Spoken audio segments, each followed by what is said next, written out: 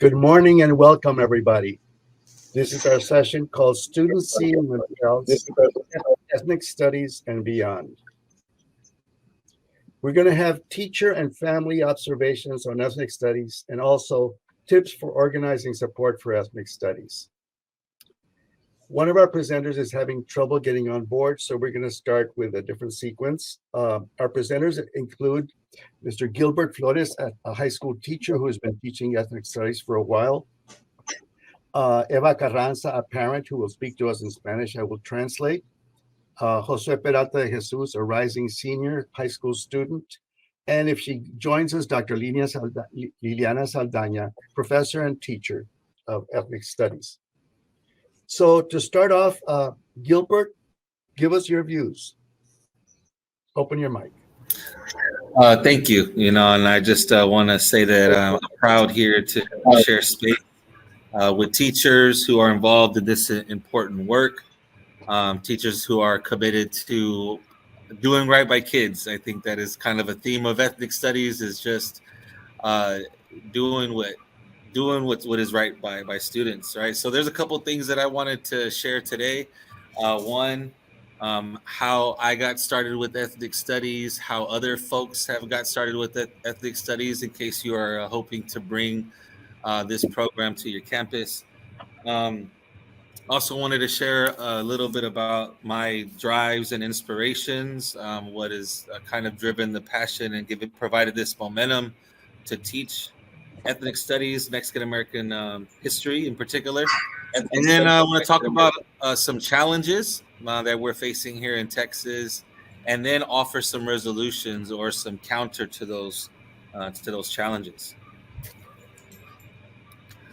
So first of all, how I got started teaching ethnic studies. Ethnic studies really transformed my educational experience. I am a product of San Antonio Independent School District, and I feel like, I experienced an Americanized education experience in my public education. There was no highlighting contributions from Mexican Americans, women, ethnic minorities. I don't remember feeling culturally proud. In fact, the history of our district is one of denial of our cultural heritage. I mean, you will find that in a lot of these schools, students were punished for speaking Spanish, right? So I grew up in this environment, and then when I went to Texas State University, where I received my higher education, I remember just being really upset about being in a history class, hearing the truth about minorities, hearing about the graphic violence that it has used to marginalize different groups of people in America, right? So first, I became angry and frustrated, disoriented, but then I took an ethnic studies class, and it transformed that anger into love, right? It helped me navigate and gain a critical consciousness. And it was at this point that I said, this is what I want for my students. I want them to navigate intrapersonally, right? I want them to do family histories and to discover the origin of the world, of their world. So really, that was it, right? To have students see the world. And when I became a teacher, there was no Mexican American studies. There was no ethnic studies, despite the fact that San Antonio Independent School District is a district that is 80% Native American or Mexican American.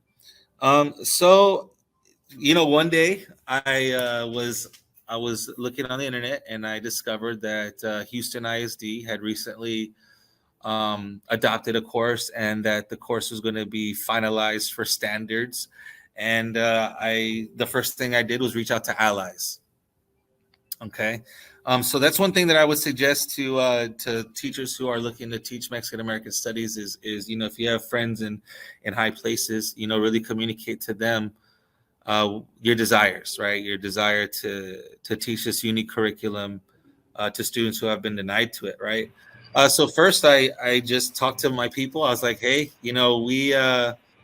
I think that Mexican American studies could close a lot of ends. We're worried about enrollment and for seniors. Standardized tests are always a thing.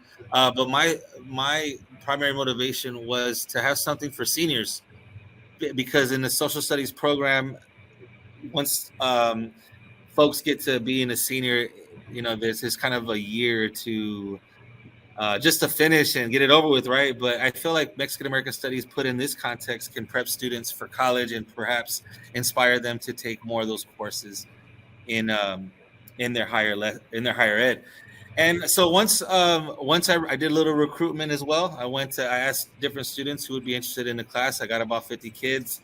I then began to write lessons and just come out swinging and prepare for units and prepare to teach, because I think that's something that also puts administrators at ease, that you have a plan and that you're prepared. So luckily, there weren't any standards at first. Now there are standards. So it was, I've been kind of molding my curriculum and my my program as it's gone. I can also share with you how other of my colleagues have started Mexican American Studies. There is, I want to say, a number of of powerful women who have started escuelitas, and what I mean by that is they have done these little mutual aid societies where teachers are teaching after school on their own time, or they're making clubs, they're having different programs because their school has not adopted an official elective course. So perhaps that is kind of that's a very difficult route to take, right? But is one that is definitely driven by passion. And if you're passionate about Mexican American Studies, then perhaps you could start there. But yeah, that's how I got started. That's how others have got started. And if we have a panel discussion, I could later on, I'll feel free to answer any questions that you might have regarding that.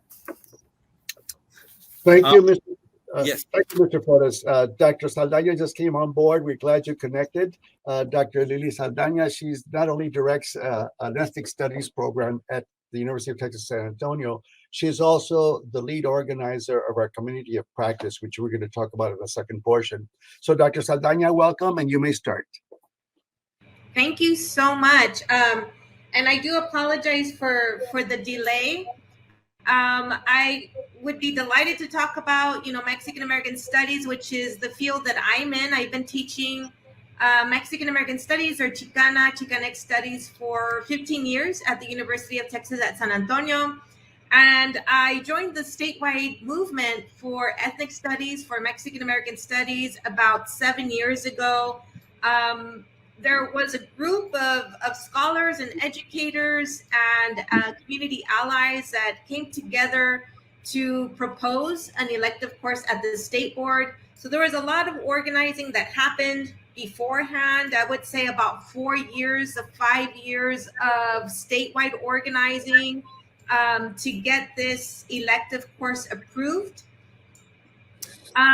In the meantime, one of my colleagues at the university, Mariqueta Miranda, created the Mexican American Studies Teachers Academy to meet the need of preparing teachers, social studies teachers, to teach this newly, approved course.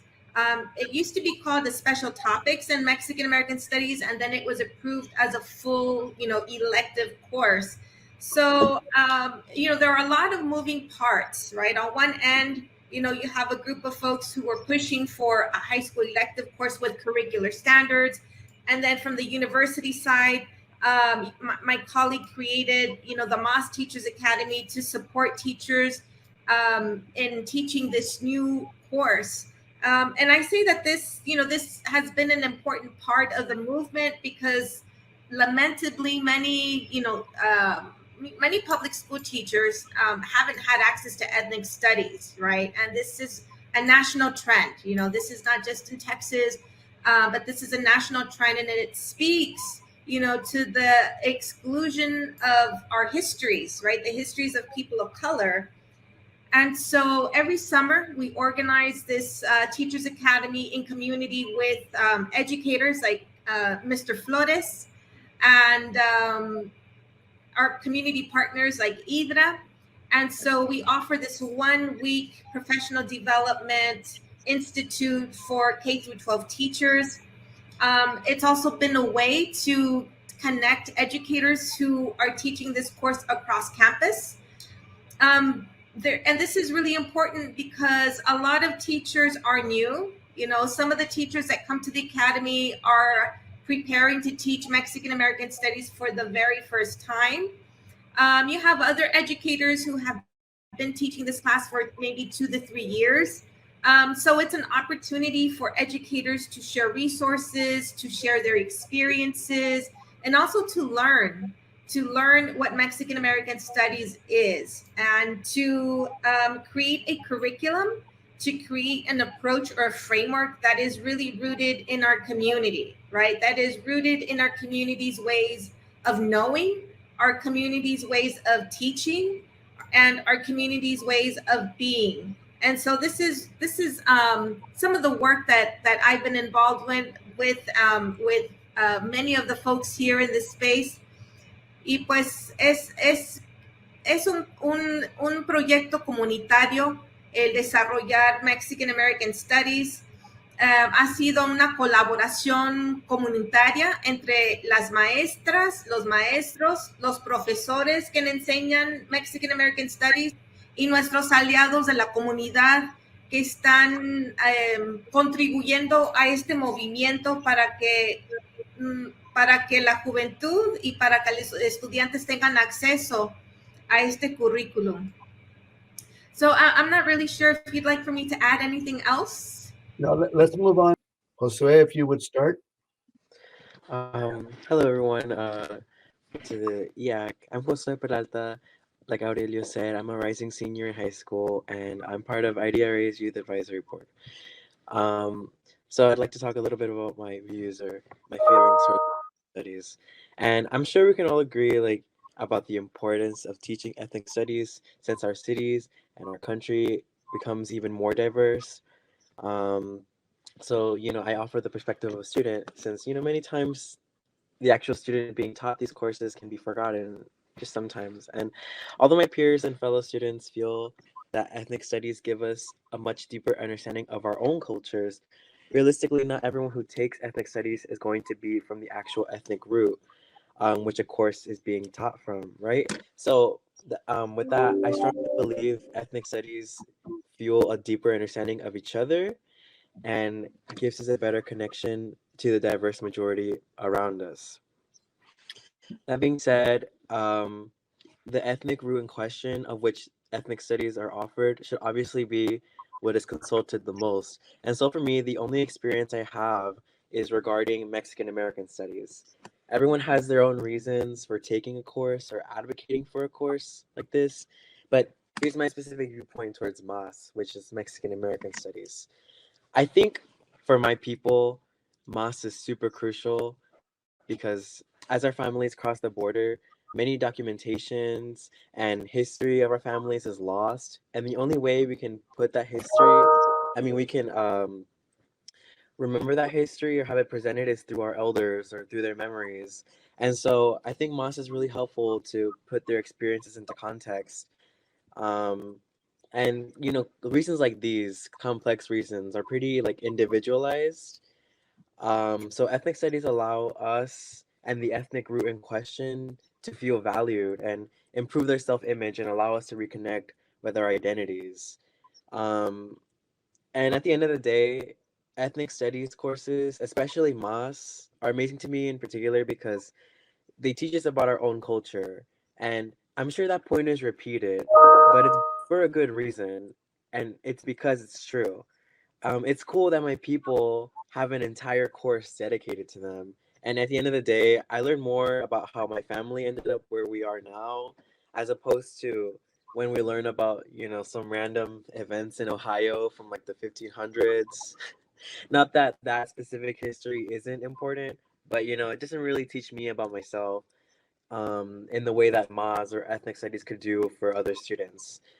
And ethnic studies are nothing but amazing for the reasons I've said. And also it seems like sometimes schools have trouble recruiting students or even have issues offering those sorts of classes. But that's for later when we'll talk about communities of practice.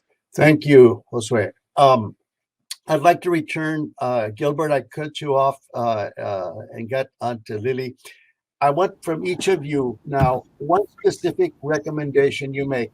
Gilbert as a teacher, you know, Liliana as an administrator, Josué as a student. Before we break up into small groups, into the breakouts, I'd like for each of you to make one or two brief recommendations to people, whether they're classroom teachers or administrators or students, in terms of ethnic studies. Lily, we'll go to you first. Open your mic. Okay. So I currently serve as a program coordinator for the Mexican American Studies program at the university.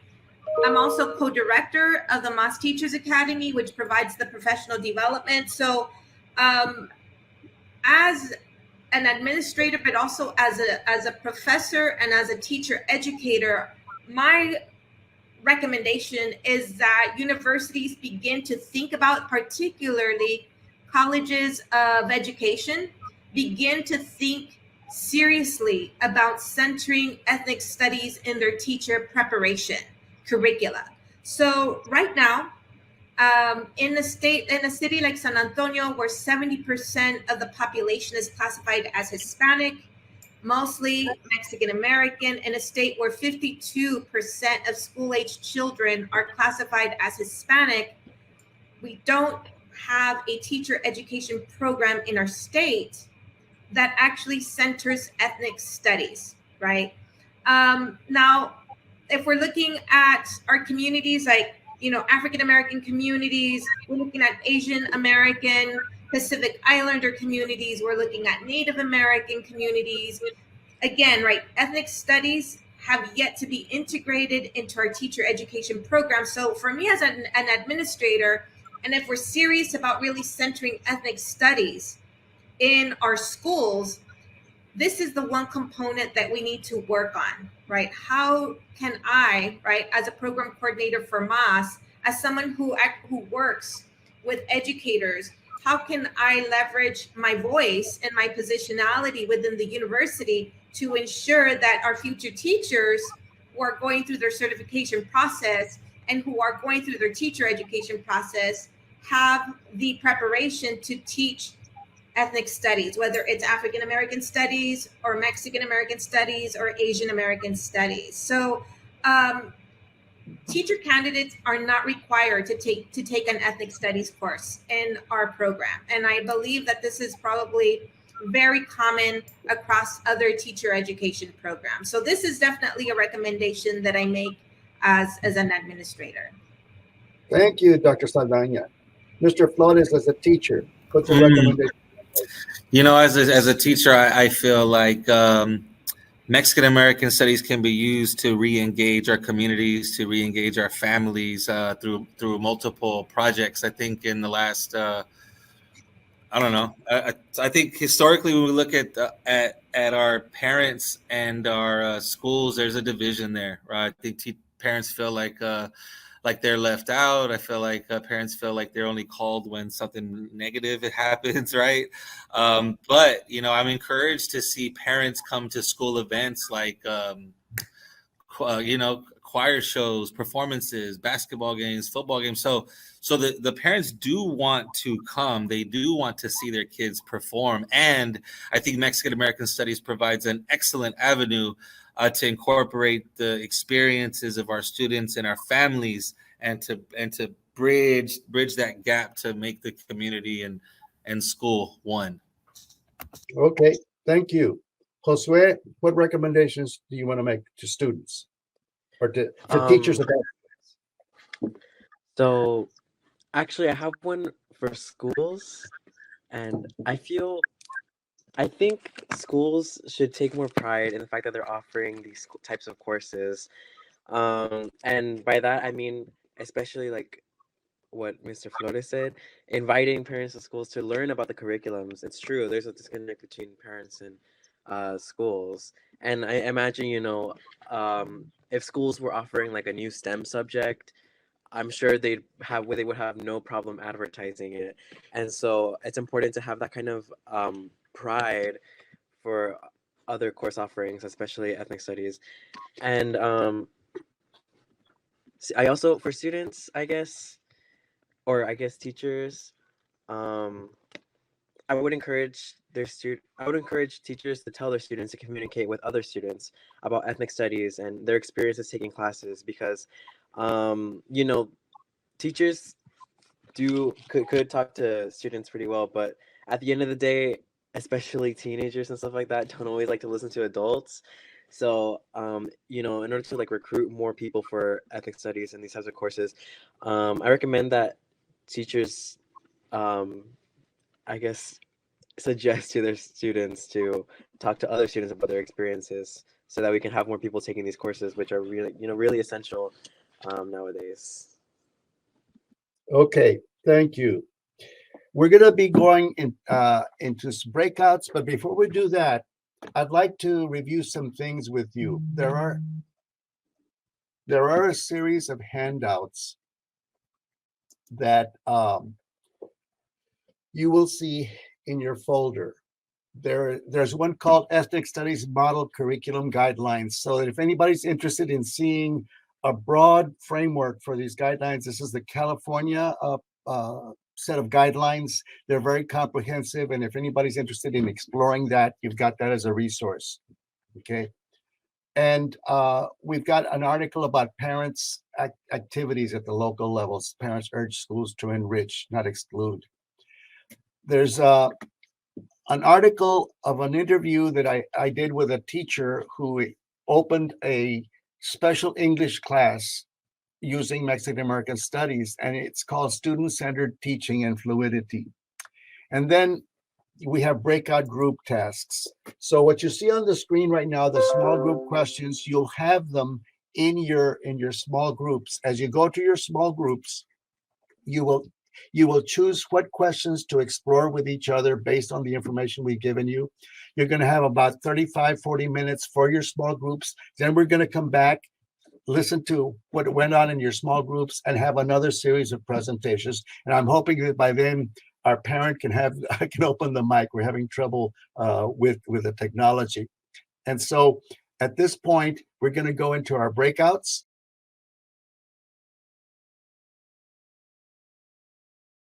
We are now we have our parent with her microphone and camera working, Eva Carranza.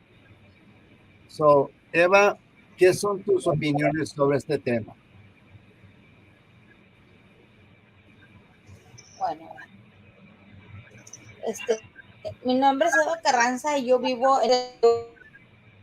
tengo una hija que acaba de graduar de UTRGV.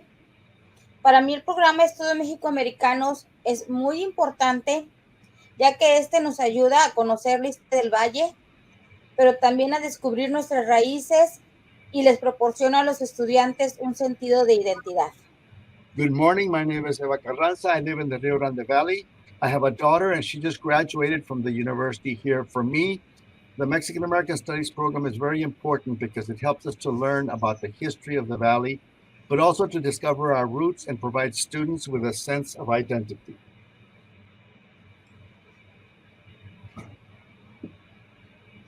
Cuando mi hija estaba en high school, llegó a casa y me dijo que iba a tomar un curso de estudios mexicoamericanos. Mi reacción fue, no, ¿para qué te sirve eso?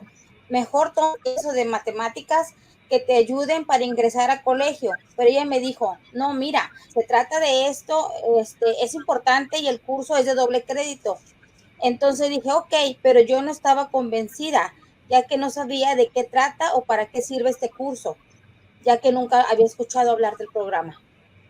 When my daughter was in high school, she came home and told me that she was going to take a course on Mexican American Studies. My reaction was, no, why is this useful to you?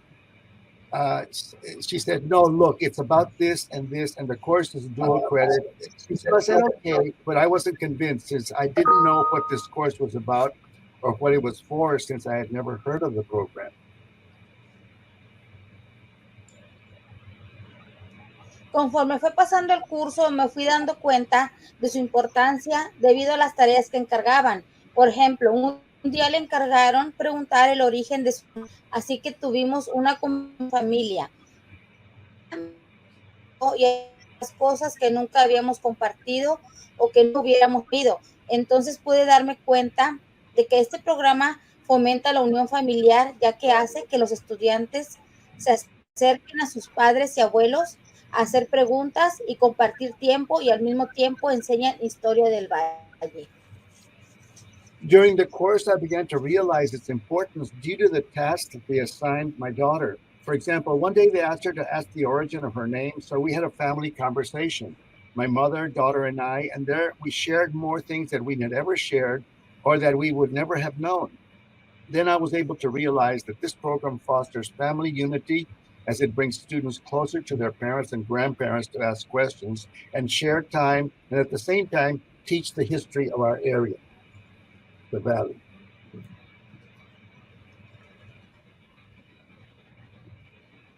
Así empezó a interesarme más, pero aún así no entendía mucho del programa. Y al oír por parte de miembros de la comunidad hablar también sobre más, me di cuenta que había personas que habían escuchado del programa, pero no sabíamos mucho sobre él. Así que pedimos a IDRA que nos podría dar una presentación sobre qué y para qué sirve más. Nos dieron 2 talleres para entender de qué trata. Pudimos aprender que es un programa muy completo, ya que habla sobre historia en todos los ámbitos sociales, culturales, intelectuales, entre otros. And it started to interest me much more, but at the same time, I didn't understand much about the program. And when I heard from community members also talk about us, I realized that there were more people who had heard about the program, but we didn't know much about it. So we asked IDRA if they could give us a presentation and what this is for. They gave us 2 workshops to understand what it's about. We were able to learn that it's a very complete program since it talks about history, but it makes us known in social, cultural, and intellectual fields.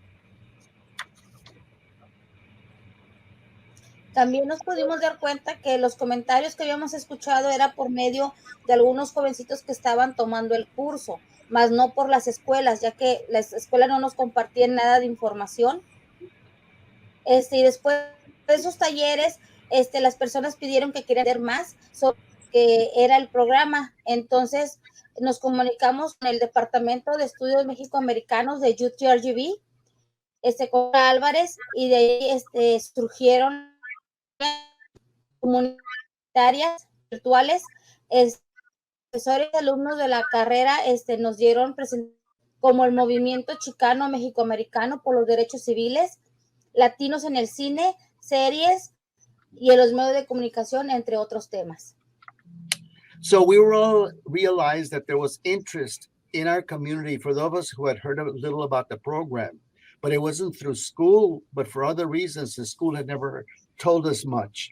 So after the workshops that IDRA gave, we asked Dr. Alvarez from the university Mass Department, the Ethnic Studies Department, and she to give us some presentations.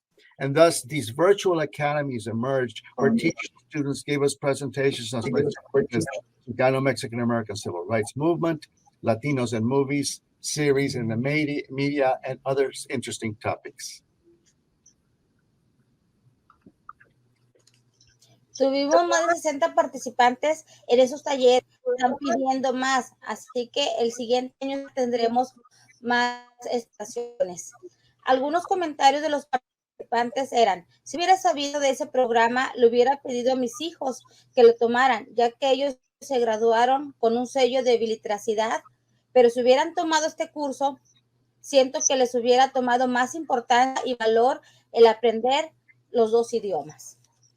So we had over 60 participants in our workshops, and they were asking for more. So next year we're going to have more.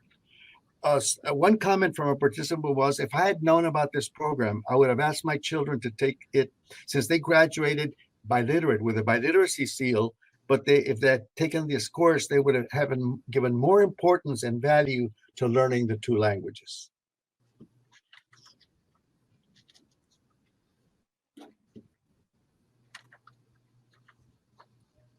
Por esto y otros comentarios sabemos lo importante que es este programa. Por eso les pedimos a los profesores y administradores en conocer un buen programa para inculcar valor y respeto. Si nuestros estudiantes aprenden de la historia, aprenderán a amar, respetar y valorar los esfuerzos de sus familias, y ellos sabrán que tienen ese potencial de salir adelante y ser personas de éxito. Because of this and other comments, we know how important this program is, which is why we ask teachers and administrators to make it more widely known. It is a good program to instill values and respect for both cultures, since we believe that if our students learn from the history of their grandparents and ancestors, they will learn to love, respect, and value the efforts of their families, and they will know that they have the potential to get ahead and be successful in any field.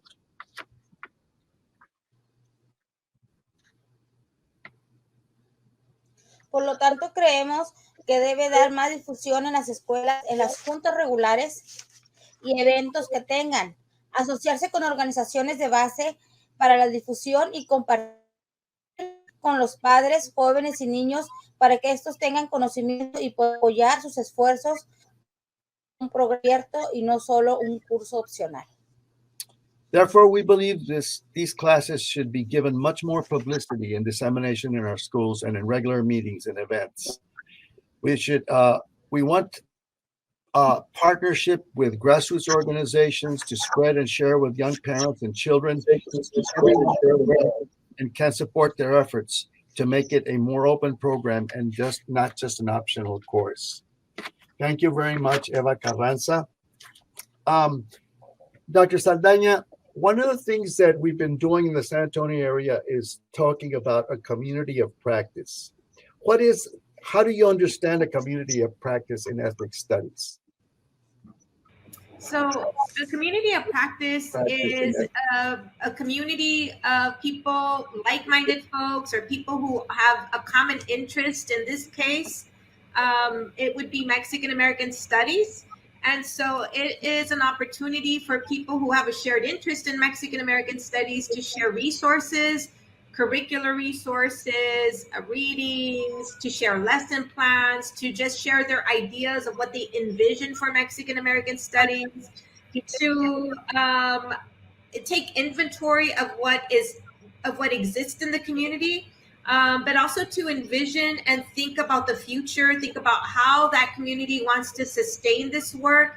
And I think most importantly, it's a community of practice is a way to create community and cultivate community amongst educators. And I think that is one of the key components of a community of practice.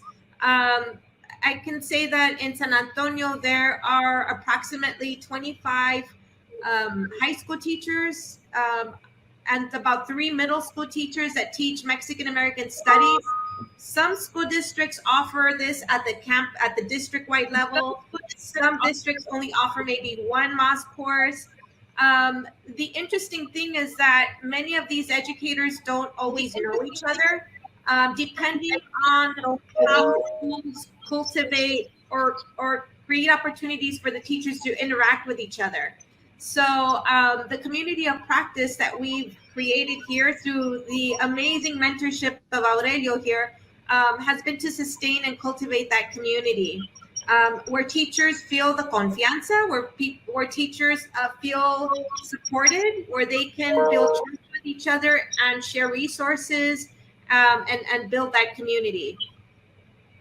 Thank you. Mr. Flores, you were with us at what we call Cafecito y Más. What was that experience like that Saturday?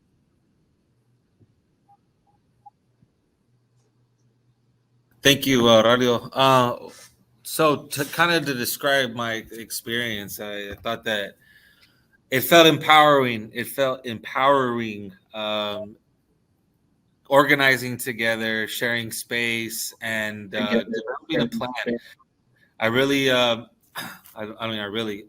respect you, Aurelio, for anticipating the storm that perhaps might come. Just talking about the challenges that we face here in Texas with some of the dehumanizing laws that have surfaced lately, right? I think that it's very important to to be prepared, and so I appreciated the space to anticipate. How are we going to counter some of these these challenges, and how how could to develop a plan to meet these challenges that is occurring recently. We've been experiencing all over the South, all over the country, laws and policy that are working directly against having good history, ethnic studies, and that kind of teaching. And so about 5 years ago, Dr. Saldana and others, we gathered, and maybe it was 6 years ago, we said, it's important that the people that are doing this, that are teaching ethnic studies, they're isolated, they're separate. How can we bring them together? Not just for professional development, because obviously, if I'm new to something like this, I want to learn from others. How do you teach this? This is new to me. What books are you using? What techniques? What approaches? And so we started having these free Saturdays at the university. We were able to meet, and we had 30, 40, 50, 60 people coming together, mostly teachers, but we had some students, we had some parents, some interested community people. But it was mostly kind of professional development, sharing lessons and stuff like that. So we said, no, let's focus in such a way that we build community. We said, it's good for you to share with each other, and here's some lessons you can use. This is coming up, but how do you connect with each other? So people were grouped by levels, the secondary teachers together, the elementary teachers together, but another group formed saying, what do we do now to defend ourselves? What do we need to do in terms of in this negative environment? And the reason why we're bringing this up, even though it's unique to what we're doing in our area, in this part of Texas, it's something that we think people need to think about in Georgia, in Florida, everywhere, and saying, number one, how do we bring teachers that are feeling isolated to support them, especially when there seems to be a policy that's going in the opposite direction, that they have the courage and continue to want to do it. And so we organize it in such a way. And we also, instead of just bringing a couple of students to say how good the course was for them, which is what used to happen, we said, no, we're going to have a discussion group where high school students are going to be meeting with each other, talking about their experiences, either what they would like to have or what they already experienced. So I'm going to pass it on to Josué now, because Josué was with us that particular Saturday. We called it Cafecito y Más, meaning coffee with our Mexican-American studies. But Josué, open your mic and go for it. Yeah, so first, when I first walked in and stuff, when I first got there, and there was a lot of teachers and stuff, I remember being pretty surprised because I didn't even know MAS was such a big course or thing. Because to be honest, my school made it seem like it was very small, and so I was surprised at how many teachers were there. And then I started to think about how, I guess, isolated it must be to be a teacher. How isolating, because I started thinking, it was kind of hard for me to find out about this event. If I wasn't invited, I wouldn't have known about it. So I started thinking it's pretty rare for teachers to be able to gather like this and communicate with each other about these sort of things. And well, I was facilitating the student discussion, and there was an elementary student there, high school, me and my friend, and some middle school. And it was really great to hear them because all the students were speaking about, I guess, their personal experiences and how MAS has helped them with their identity. And I guess also some stuff about how I guess the Texas legislature is pretty oppressive to these sorts of curriculums. And well, I started to think about the importance of, well, being able to gather like this, as you've all said. And it's true, I ever since then I strongly believe, even if it's for some random interest, but especially for a subject as important as Moss, it's important to find people throughout the city and then gather, whether at a library or something like that, and just exchange information, have each other as resources, or have each other as people that you can talk to about this sort of stuff. Because otherwise, then, whether you're a student or a teacher or a staff or a parent, if you're passionate about this sort of thing and you don't find a community, then you just become isolated. And that's what I've noticed. Thank you, Josué.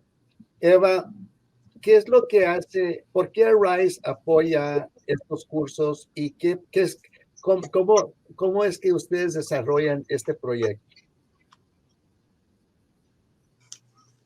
Bueno, Arise está enfocado primeramente 100% en la educación, en diferentes temas, pero muy importante es la educación de la escuela. Entonces, nosotros escuchamos lo que la gente necesita, lo que la gente pide. So Arise, as a grassroots organization in Texas, is very interested in education, all kinds of education, but especially education in public schools. So it's always looking to see what people are interested in and what they want. People are interested in and what they're. Entonces, cuando la gente empieza a hacer preguntas, nosotros tenemos que buscar la información para poder responderlas. Entonces, empezaron a tomar inquietud sobre ese tema de estudios mexicoamericanos y empezamos a ver las posibilidades de empezar a trabajar para empezar a desarrollarlo. So, as people were asking about this new ethnic studies course, this Mexican American Studies, they didn't know what it was. And as the organization was hearing more and more questions, said, we've got to figure out, we have to present that information in our community in a way that they understand.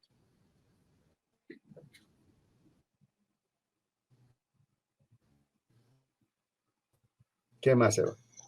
Como tenía hace un momento, nosotros primero preparar organizaciones con las que colaboramos como IDRA, que es primero acercarnos a ellos y pedirles que primero nos enseñen, nos eduquen sobre ese tema para nosotros ya estar claras en si es bueno eso y cómo empezar a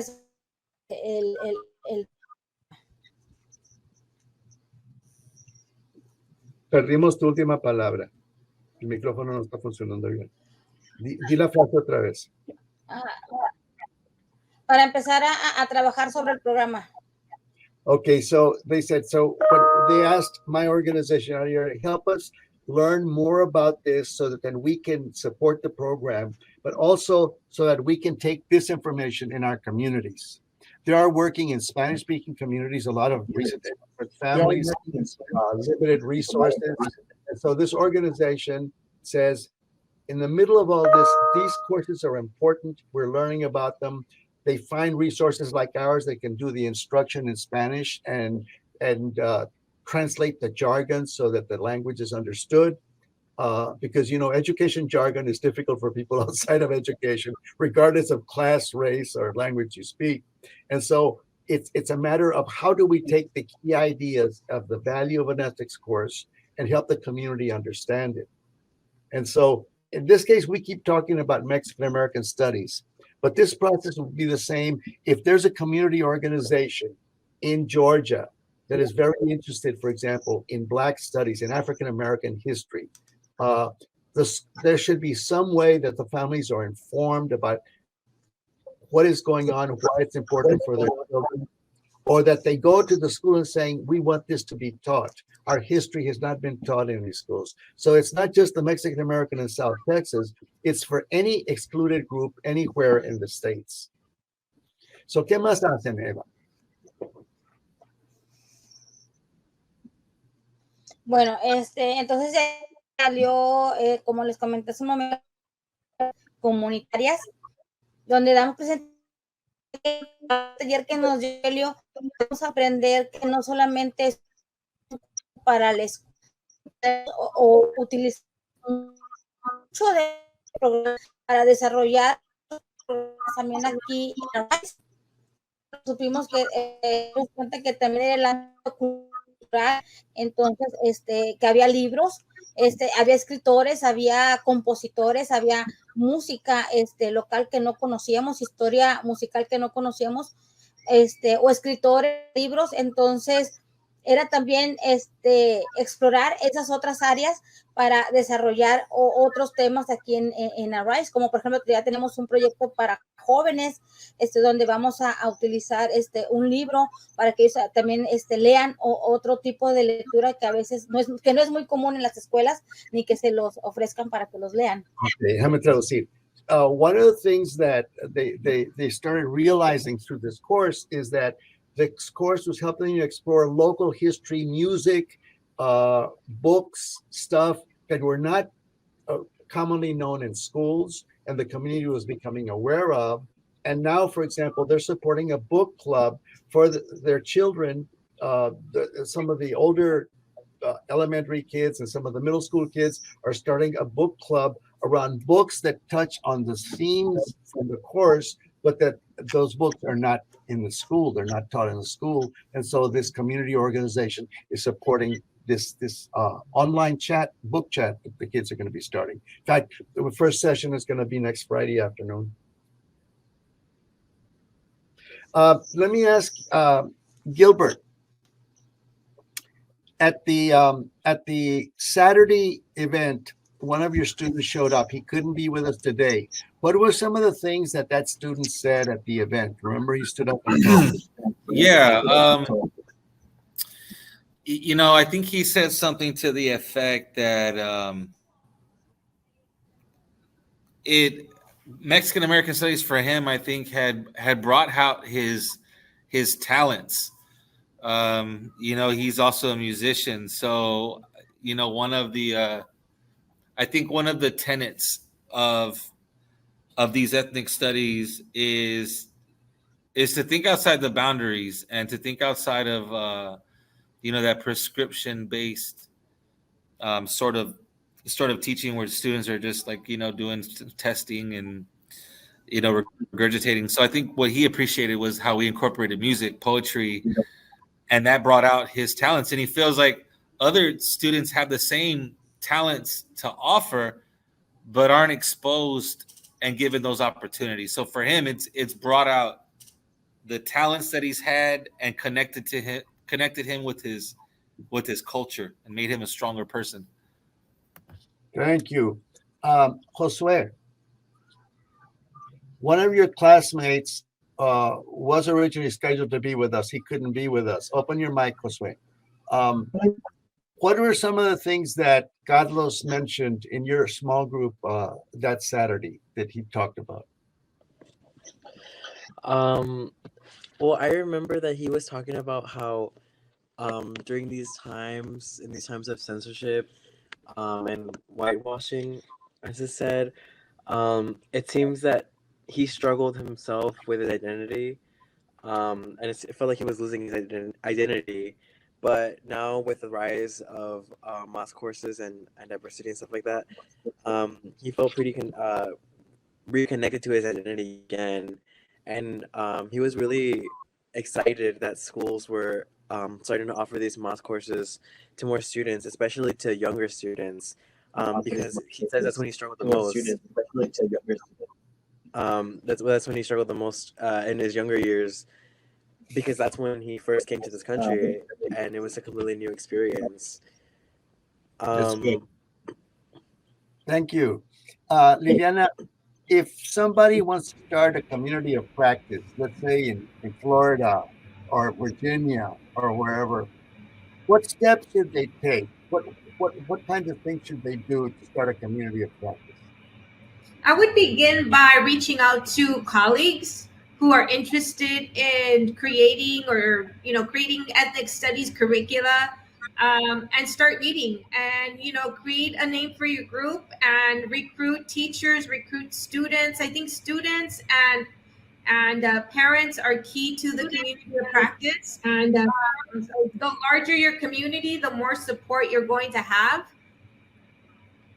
So that is how I would begin, and talk about, you know, what you want, what you envision for your community of practice. You know, take inventory of what you already have, what resources you're bringing to the table, what resources you're bringing to your school, and connect with other campuses and begin to create that community little by little, expanding it. Thank you. Josué, you're back. Okay. You know, we were supposed to now break off into small groups. I'm concerned that we might have no participants to break out. So I'm sending a note to our presenter column. Do we have any participants? Because I don't know. I don't think we'll break out into small groups at this point.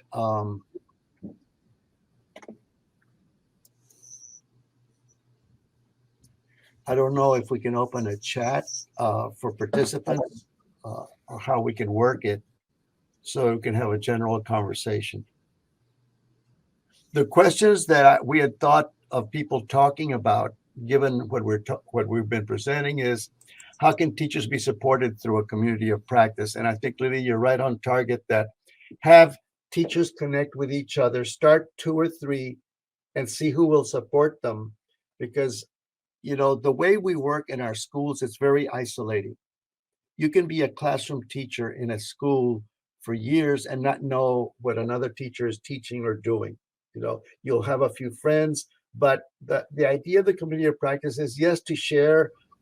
Certainly, if ethnic studies is new to you or you've never done it before, or you're very experienced and would like to share what you've been doing, it's kind of a self working through a professional development or mutual help in that sense.